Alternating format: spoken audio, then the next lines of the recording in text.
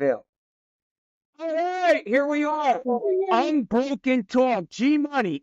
7. Episode 7.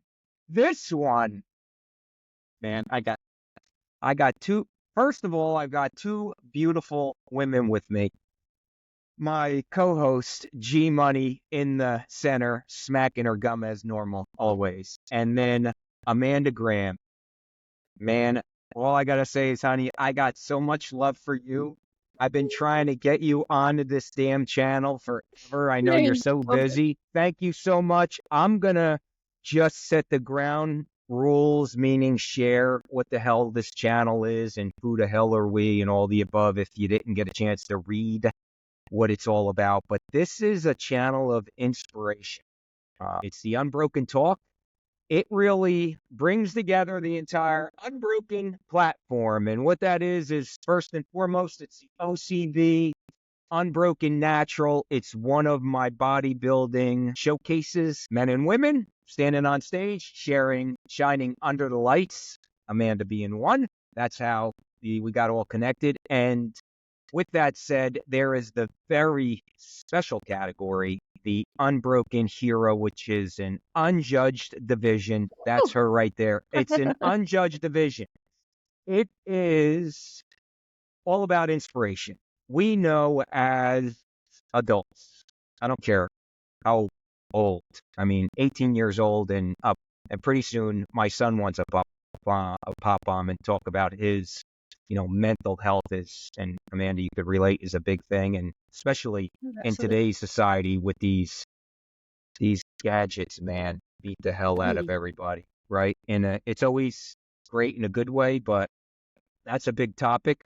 But it's really about adults going through life. We all go through bumps and bruises, and whether the bump is so high you can't get over it, and it basically becomes a tidal wave and sucks you in, sucks the life out of you, and you either give up and, God forbid, do something really tragic and or just suffer and crawl in a ball of depression and what have you. Or what you can do, and I know who's on this channel right there, that young lady, Amanda, you can actually conquer it. And no matter the path that it delivered, you remained unbroken, and wanted to be able to share that and stand on the stage. That's what I call an unbroken hero, and that's the biggest category for the show. So, we got the bodybuilding show, the Unbroken Hero. Unbroken Fitness is something passionate about. That's where me and G assist any individuals that want to really become the best version of themselves within nutrition and fitness. And then Unbroken Talk kind of wraps everything together, where we get the privilege to be able to have Amanda jump on and tell us the journey and the story and to get the word out, because this is not something unique. It's unique for her, but she's excited to share. So without further ado, I do want to set the stage. Is my first show, June, was in Athens, Georgia, and it was a stellar performance because I just had some great Unbroken Hero. Mind you, a lot of pro cards, right? It was fantastic, and that is always exciting. But when you get an individual like Amanda stepping on stage, and I am just going to do this because, I think it's fitting, right? This is all unscripted and all, and I just really want to be able to show this if we're all looking at it. Like, and this is setting the stage for her, right? So we met her because she entered the competition and the women's division, and wellness? Yes, wellness. Wellness, right. I want to make sure. I knew it was wellness. But if you can imagine that picture there, what we normally do on the stage is show a before picture. And sometimes the before pictures, I think she looks fantastic regardless, but sometimes to athlete Amanda, in her eyes, it's not so flattering. And it might not be just from a physical standpoint, because she's certainly nothing less than amazing in that picture, but to her, what's going on upstairs could be really the biggest hurdles that she struggled. But this is the picture that sets the mode. And I'm going to jump fast forward because this is then what happens. Let me go to, I got to just hit the button here because then we have this.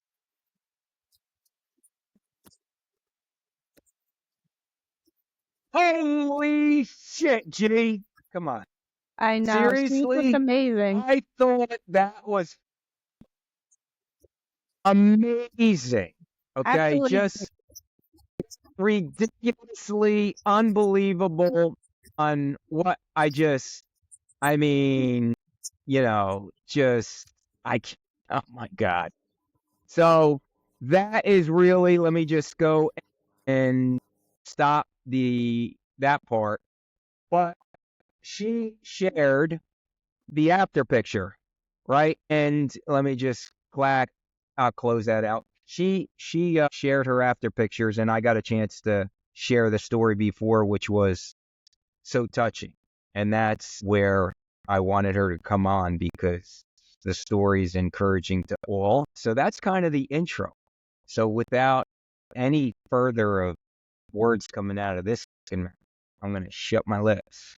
So I'm going to pass it to you, Amanda. And realistically, it's kind of just share that, something went on in your past before we met you and stepped on that stage. And then you decided to grab hold of health and fitness to be able to come out in angel's wings. So share it it's all yours, honey. ooh, what is it? Yeah, Oh my God. it's all good. Okay. I mean, for me, everybody's story starts at a different point in their life. Mine started, I would say, when I was really young. I have 3 other siblings, and there's 2 of us that there was nothing that we could ever do right. No matter nothing that we said or we did. I mean, I was in high school taking college classes. Like, I was trying to achieve above and beyond just to get some type of affirmation from my dad specifically. And my oldest brother and we went through a very mentally and physically abusive childhood. I can't really say a whole lot about my other 2 siblings. My whole family is not very close to when I went to New York a few weeks ago. That was the very first time I have seen my siblings in over 10 years. We don't speak, we don't see each other. I'll try to send out text messages and, just try to see how everybody's doing, but it's far and few between that I'll ever get a response. I don't know if there's just so much damage there that we can't come back from it, or, what really is the issue. But so for me, I think that's where it really started, is when I was really little. I was constantly trying to appease somebody who I was never going to be good enough for. It was no ifs, ands, or buts about it. I was never going to get a thank you and I love you, I'm proud of you. It was just not happening. And so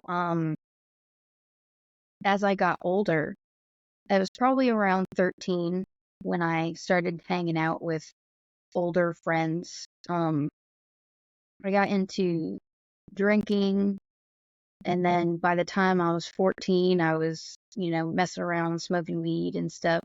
And by the time I was 16, I would say, is when a friend of mine from school, I used to get these really bad migraines, and she gave me OxyContin. I had no idea what it was. All I knew is that my doctor prescribed me 800 milligram ibuprofens or something like that. Yeah. It wasn't doing the trick. So my friend handed me this little box, and she would when it was empty, I'd hand her back the box. She'd hand me the box full of OxyContin. And at a very young age, I learned what addiction was. Mm. And when her grandfather passed and there were no more pills or anything to be had, um, that's when I ended up stepping up my game, and from pills to eventually it went to heroin. And sorry, that was a very large part of my life for probably almost 12 years. What was very hard about it is I lived like a double life. Nobody except for the very small people that I let into my circle of probably the few people I would do it with or around were the only people who knew about it, because I had, you know, all of the essentials. I didn't let on like I had an issue. Right. Still living at home? Still living at home with siblings at that point? So no, when I was 16, my dad, there wasn't an ultimatum. I was working, and I remember I walked home from work, and he walked in my room, and it was like a flip of a switch. He said that I had to leave, and that, basically I wasn't welcome anymore. I couldn't come back. And I was like, Was he aware of all this at no, this point? he So only knew about the drinking problem. the primary abuse came solely from your dad. So that was Yeah, my mom is, oh, it's kind of a sensitive subject, but my no. mom is such a beautiful, beautiful person inside and out. But there's always been this thing where it's like there's like a blind eye. It's like she was literally there for a bunch of things, but Right. never acknowledged things that have happened. And I think that's why my oldest brother and I do have difficulty opening up to her nowadays, Yeah. because it's like, hey, there's some things that could have been done in the past, but, like, Yeah, that was well, how old is she? In her 70s?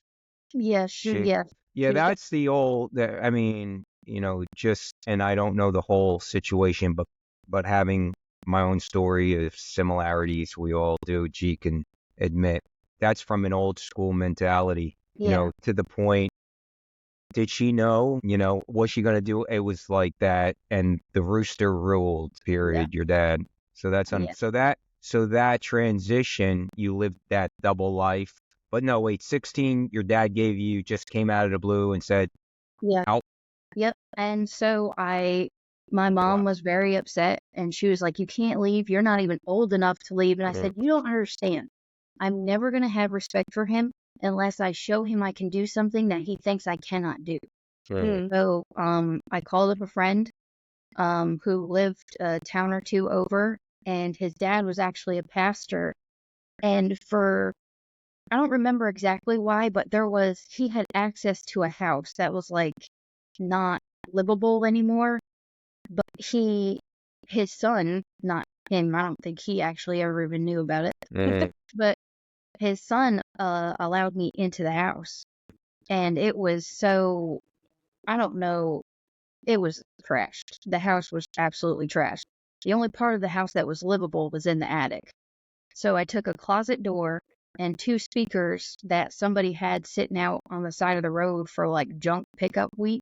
mm. And that's like what I made my bed into, was a door and some speakers. And so in the summertime, it was hot as balls. And in the wintertime, because I still lived in New York, it was freezing. So, but I bought myself a little hoopty mobile for like $150, and I still went to school every day, and I went to work after I went to school every day. I ended up graduating high school, and Wow. then I ended up going into college, and just All how, on your own. yep, my So my it's merry way. yeah, and I can't wait to hear what it was, because each time, I mean, you're still living that double, you're still into the addiction at that point, right? Oh, yeah, absolutely, Yeah, absolutely. so but there is so eventually we're going to hear about your defining moment that you turn the cheek on that. But Yeah. there is a motivating, regardless the addiction or not, you're driven. I Yeah. mean, what I can probably guess, but share what was the driving force that just kept you moving, defying the odds because, man, still that heavy of an addiction, but you were destined, man. Yeah. You were destined. What was the driving force? I wasn't. Prove your dad wrong. Yeah. It wasn't, there was a point in my life where it wasn't about him anymore. Yeah. I realized that I needed to do something for myself Yeah. and not for somebody else. I started to get into really bad, very violent, mentally and physically abusive relationships. And it was shortly after I was put in the hospital that I was talking to one of the doctors, and they kept wanting to give me medication. And the medication wasn't going to do anything that they were giving to me. And you know, they figured it out real quick when they tried to put an IV in my arm. They're like, "Oh, we got a problem, child."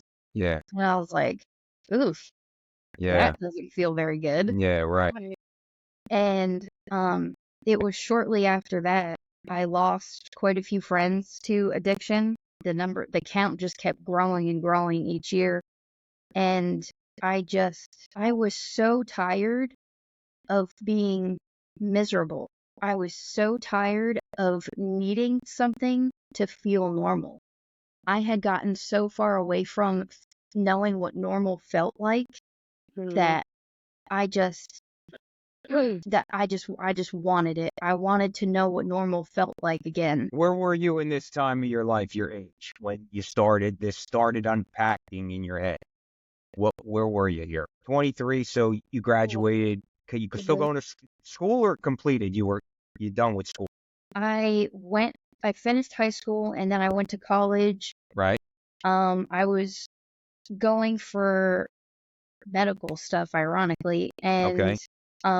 I did 4 years, and then I did my EKG from like a BOCES program that they Okay. had. So And I mean, I did great in school. I always had good grades. I just made really, really stupid decisions.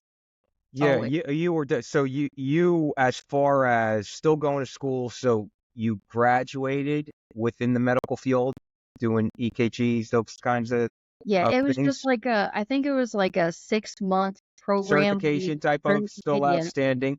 So, but you were still, now you mentioned about the during the course of this, and the reason why I'm getting a little more descriptive so I understand the follow, but Yeah. it's just making it so relatable to anybody that's listening that they're actually, they know it, because I know the good news is I know the ending is great.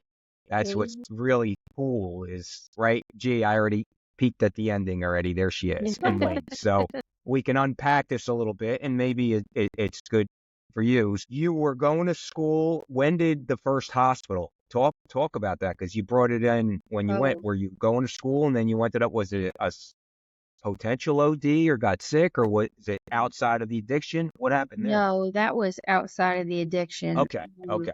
There Okay. had been several times where I ended up in hospitals due to the people I was dating. I They got you. were not very nice. Okay. Um, So full round of abuse continuing yeah, from what you grew up in. Okay. it was And like the worst part about it is that I'm not going to say I couldn't leave, but it was almost like I always had an excuse for everything that they ever did. I mean, I was hit by my own car. I've had Lord. my face pushed through walls, Oh, and I've good. been beaten Wow. so badly to the extent where I was put in ICU, and Good the Lord, person left man. thinking that I was dead. Wow. Yeah. And that one was the worst because my daughter was there for that one, and she was only 6 weeks old. Oh. Was that the father? No, this was an ex who was, I guess, on trial. He's in court because nobody would listen to me when I tried to say, hey, this dude is doing this stuff. Somebody please help me. Right. Okay, yeah, we'll do something about it. Nope. Nobody ever did anything about it. So he went after a girl whose father had something to do with the town government. Oh, good. And so now they wanted to make a big thing about it. So they came to me and said that I had to testify of all the things that he had done. And I was like, no, I'm not doing that. Are you kidding me? This psychopath is finally out of my life. I can't, I'm sorry, I refuse to help you. And so I was like, you have all the documents you need. You can read the police reports out loud. There's no reason for me to be there. And then they pulled the card, well, if you don't do this, well, then we can do this. And I was like, oh, you shady bastards. And so I did. I went and I testified. And that very night, not only him, but his mom showed up to my apartment. The mom was the one that was knocking on my door. And so I opened up the door and I was like, why are you here? Like, the devil is literally at my door. Mm-hmm. And so there he was standing right behind her. And I just remember like coffee beans going all over my kitchen. My daughter was literally sitting in her high chair. And it was just, there's a lot of it I don't remember. But yeah, that was the worst of it all. Wow. So was there still an addiction at this point going through? No, So when did it stop prior to your daughter talk? Where was the defining moment? I woke up one morning. I went to go on my usual run. And so I pull over on the side of the road and I lost it. I started screaming. I started yelling. I started like cussing out everybody that I knew. And I was just like, why does nobody care enough to see how much pain I'm in? It's like, what does it take for somebody to see what I have going on? Yes, I have a car. Yes, I have an apartment. Like, yes, I have food in my apartment. I have clothes on my back, but like the face, like what do I have to do for people to notice? And then I think at that point is when I stopped and I said, I'm making 3 phone calls, which they did not know it. But those 3 phone calls, I put my life in their hands. I called my parents and I called my 2 bosses. I called my parents first and I told them, this is what I have going on and I need help. My dad has always been very high ranking in law enforcement, and it took me many years to understand, but I was literally an embarrassment to everything he stood for. And so I'm no longer angry because it was my decision. It was my mess ups. Everything is on me. And so I called them and, I pretty much got the response that I had expected, that I was a disappointment. He didn't raise me to be this way. There were things that were said that were just really crossing the line. And then I called my boss and I explained to him what happened. And I said, I need help, but I also need to have a job. If I can't come to work for a few weeks, can I still please have my job when I'm better? He said, absolutely. I'm proud of you. What can I do to help? Wow. And then I called my other boss and they pretty much said the same exact thing, except he said, I felt like something was off. I just didn't know how to approach you about it. And I said, well, I'm fixing it now. And so this is, it's going to be okay. And so I literally locked myself in my apartment for like 3 months. And because my one job was at a restaurant, every day somebody would drop off dinner outside That's of my door. fantastic. Right. I love. And That's So have you fantastic. detoxed on your own, Amanda, or you had help? Yes, You did Nope. it by yourself? in my own bathtub. Wow. Holy cow. Wow. It Holy was. shit. I I wish can. that on my worst enemy. How old were you when you started and had this defining moment on the realization? How old? What age were you at? probably 23 or 24, probably closer to 24. So you had the defining moment of enough is enough, contacted. Now you had a conversation with your dad, making peace with from the upbringing of what happened, or just We don't really, no, that wasn't no, discussed. It was just you were more or less, listen, no. I, I was just like, listen, I this is need what I have going help on. or else. Yeah. Well, that's still Honestly, at we least stepped never up. had that discussion. I don't know, I wouldn't even know how to approach it because I feel like it would be a waste of time. Understood. So Yeah. you 3 months, you detoxed. Take us out of the tunnel. Then what? After that, for a while, every time I left the house, I was riddled with anxiety just because I was so afraid of what I was going to do. What if I saw somebody? What if I got a text message from somebody or somebody else got my number from whatever or whatever the case may of what my own actions were going to be. I spent a lot of time alone. I didn't, because they always say people, places, and things. Don't go around people, places, and things that remind you of, Right.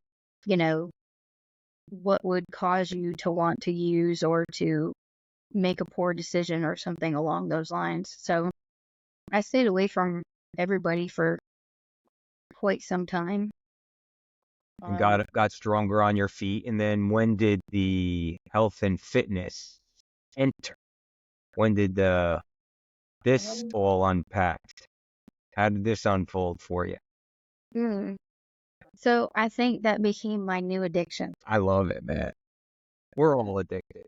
I went from one thing that I used to numb myself to I just pushed myself so hard. I think at first it was kind of like an unhealthy thing, like I used it as a punishment.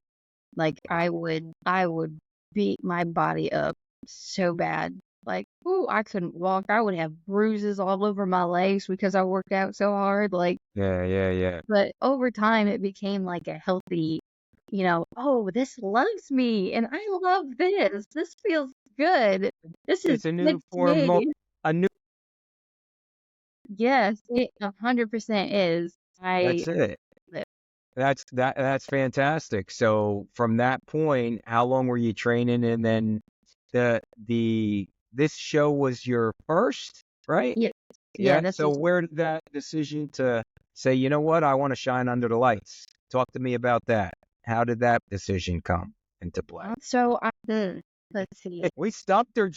So we would have to fast forward like another 10 years because I'm probably a little older than you think I am. Well, I think you're not day over your young 20s. But then again, I'm old. Gee, take a Yeah, dad. I'm turning on 33. So 33, yeah. I yeah. figured yeah. You're a young chicken girl. Yeah. Making You're my right young. arm to be 33 again. Yeah. I give my right arm just to be like 40. Yeah, I'll be 40.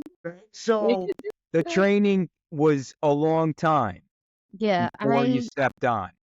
Okay. kind of, yeah. I moved down to South Carolina and I pretty much had a gym membership to every gym that's around here. And then I came across this little garage-esque gym called Mm. Starfit, Right. and I fell in love. I Right on. absolutely fell in love. The owner, the day I walked in there, he had a CT Fletcher poster behind him. Oh, yeah. And then we were conversating about, like, oh, okay, when, for whatever, I don't remember how, but my birthday got brought up, and I was like, oh, April 9th. And he was like, so his birthday is the same as mine, so he calls me Twin. Everybody gets a nickname. Half the time I don't know people's real names that actually go there. Right on. So, but no, it's a beautiful atmosphere where it's more so of like a group setting. Like Mhm. you'll have like 2, 3, sometimes 4, depending on what time of day you go. But other women or little guys go there too. But there's that healthy competition Oh, yeah, yeah, you can yeah. have with one another, and everybody's just super supportive. We've got music going, and it's just Nice. my coach's name is Jay. He'll Right. be like, you got one more. Come on, give me one more. And he's Right. just like, Well, that sounds familiar. right? No, that is that's the greatest gift to be able to get into an environment like that, or a good training partner or whatnot. That's fantastic. So Yeah, you you've been all seem doing like close knit. Yes. Everybody there, yeah. I could not, I don't think I could have handpicked a better team. They went from, I did not know a single one of the girls that were on the team. And then I started working out with some of them at different times of the day. And then every Sunday we would get together and we would do, just as a team, we would do our workouts together. And let me tell you, Nice. each and every one of them is just genuinely the most beautiful inside and out. That's awesome. I couldn't have had a better team to go with me, especially for my first show, because I was so nervous and they had at least done one. Mm. And I was like, whew. I was like, ladies, I don't know if I can do this. Like, I was like, those jitters are coming in, and So that was the encouragement. Well, you didn't know if you could do it, but then you entered the Unbroken Hero. yeah. How was that? What did you, when you read through it, what was going through your mind? What'd you consider when you saw the description and what was being offered? Talk to me about that. When I was filling out the application, I saw the Unbroken Hero, and I was like, not happening. I'm not gonna lie. I was like, not for me. Nope, not doing it. Not trying to cry today. And then I kept going back to it. And I initially, Jen, I don't know if you remember her, she was on my team. I was telling her, I was like, you're a coach. You should do this. Like, there's got to be something or somewhere, somebody that you can help with, something that you can share. And she like looks at me. She's like, hello. And I was like, yeah, no, I'm not talking about me. Right Like, I'm on. talking about you. Yeah. No, that's outstanding. I mean, that's what you listen. In your case, it came out. I'm assuming you felt the tug of the heart, or she pushed the shit out of you, or she threatened you, one or the other. But I sat down one day and I think it was when I started to write out the story. It was very hard. It was hard putting into writing things that I have felt for so long but never expressed, especially like on paper. And like I had gone to therapists, like I've gone to like 3. It doesn't last very long. Apparently I'm not very good at it. And like when you start opening up to them and they say things like, oh, I'm so sorry that happened to you. My first reaction is, oh no, it's okay. And they're like, no, it's not okay. And then at that point, I'm like, okay, what do I say next? And so my reaction is always, Yeah. well, I'm okay. Yeah. Don't worry about it. And then they're like, no, you're not okay. Like, what is wrong with you? I'm like, I don't know. That's what you're supposed to help me figure out. Like, Yeah. Therapist never worked for me either. I could never do I it. don't know. I tried a feel few. like I start to trust somebody and then they get switched to like a different unit or they quit, they go to a different company. And I'm like, I can't. I think therapy made me worse. Sometimes it It's does, yeah. God. Listen, I am super proud of you, and I am so grateful that you did enter the hero. So before I give a couple things I want to say, I do got another question because I'm old and I don't want to forget. Okay. So you came on to the Unbroken Hero. I read your story. You were backstage, waiting to come out. Yeah. What was going through your mind? What were you thinking about? You had those wings on. What'd you feel? Honestly, Good. I felt like I was about to have a breakdown. Yeah. And then there's a man on your team and I had met him in the gym at like 4 a.m. because I couldn't sleep. So I was like, Willie. yes. He walked me backstage and he looked at me and he was like, you have come this far. And I just remember everything that we had talked about that morning. And I was like, there's a reason why I'm here, and there is a reason why he's here, and there's a reason why we met this morning, and Amen. there's a reason why he's here with me right now. And I just took a deep breath and I was like, we're doing this. Oh, yeah. Are you a religious person, Amanda? I am Faith? now. I was not Praise previously. the Lord, man. Praise the Lord. That's it. You know what? There was a reason. G and I are very much believers and faith driven. There's a path. And, Absolutely. you know, the one thing I could share is coming out that in this platform, I feel very drawn to be one of my biggest paths in my life. And that is my driving force to be able to give a platform for special individuals like you to be able to share and inspire others. And it's not like the phones, the media, and I talk about it all the time. It's nothing but the glass is half full and everybody's full of shit. You don't know who to fucking trust. You don't know what's going on. You know, the liars on this side, the liars on that side. And it's like, if you put your faith in your Lord and Savior, He'll guide you into your path. But how you were made, how you were wired, I can tell you and share for G and myself, because we're the same, is your path was so difficult and you probably truly only shared scratching surface of what you went through. I'm aware. And I appreciate that. But no matter what you went through, no matter what G went through, no matter what I went through, regardless, it could beat me to hell. They could run me over and back on me, and no matter what. And when it was done, all three of us are still getting up and we're still moving forward, and we will remain on what that symbol represents on your shirt. It's truly unbroken. That's how I lived my life, and that's where the symbol was born, and that is what it's all about. And to be able to share that when, you're seeing a counselor and they're saying, "What's wrong with you?" You know what you say is, what do you tell them? You're what? Okay. Say it louder. You are what? Okay. You're okay, but you're unbroken. What are Yeah. you? That's the answer. You are what? Unbroken. That's what you are. Think about it. How many, and the stuff, I did not, because I'm not ready to share my story yet. I'm just not. And geez, eventually.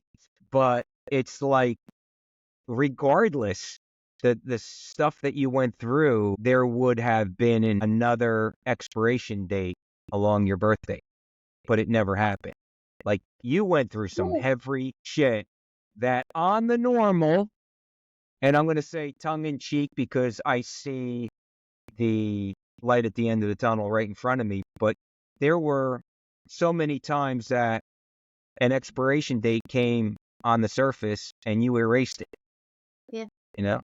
So I'm I've truly had some proud. people to save me along the way. Of course, and that's what it was. And you know what? I'm proud. That's amazing that your dad stepped up to the plate in any way, shape, or form. I love that. Your mom, yourself. But regardless, when you look around, no matter what, you've got yourself, and now you've got an extended support team. G and I, we're always here. And if you're I'm an hour from New York. I can Okay. almost If you're call Amanda ever, for some counseling. yeah, yeah. So, word. So I am so happy that you came up. Tickled to death, man. Tickled to death. Is there You anything are else? amazing, and you looked Yeah. amazing on stage. You didn't look like, when you came out, did not look like you had the jitters at all. I saw you before you went on stage, and I saw that you were so Yeah. nervous. No, Yeah. it But was when you just, came out, it was like natural. You look beautiful. What was the inspiration for the wings? The inspiration from the wings. So, it was like the rising of the ashes. That was like a thing The with, phoenix? yeah, my Love daughter's it. father and I, we always had like, he was an amazing artist. And so he used to draw those for me all the time. It's Okay. And awesome. so, like, when this came out, I was like, what better thing to do? It was Yeah. fantastic. It really was. It was really, Yeah. really awesome. Is there a show in the future? Again, going to step on stage? What are you Yes. thinking of? So, November, I'll be seeing y'all in. Oh, right on. Nice. That's what is it? awesome. Outstanding. That is so, so, so cool. And we'll circle up about Augusta. Mention. Yes. Yeah. We'll circle up on Augusta. I was gonna Is that say, 15 minutes for me? yeah, that is outstanding. One thing I want to say to the listeners, if you enjoyed this amazing inspirational story, please like, comment, and share, as well as subscribe on the button, because each week we will be getting another unbelievable interview to be able to share the story. But Amanda, thank you so much. You are very welcome. We'll be in touch. G, anything you want to wrap up? No, just Or- that you are amazing, strong, and I look up to you. Honestly. Your whole story, seriously, this was like the first time I heard it in depth, and I'm in awe. Truly in awe. And There's what's that shirt say? more to the story, but there's certain parts I that bet, but I'm yeah. not. Like you said, I'm not there yet. You're no, it's all good. What's that shirt say? Unbroken. Hell yeah! All right. Oh, and I got y'all with me. Yeah, I love it. I Giving me love the- it. All right. Thank you, honey. Thank you guys. See ya. All right. See ya.